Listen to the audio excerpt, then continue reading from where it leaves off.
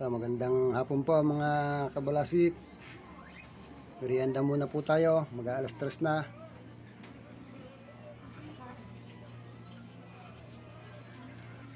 Merienda po muna tayong lahat. At medyo gutom na. Pawis na pawis at medyo may ginawa lang. Ayos na ngayon. So bigla namang umulan. Napakaganda ng pagkakaulan. Nawala-wala yung pagod. Merienda po tayo mga kabalasik. Yung mga nasa trabaho dyan, mag-alas 3 na po. Merienda na po tayo.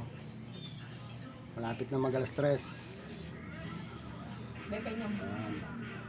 Alaga-alagaan po natin ang ating mga sarili.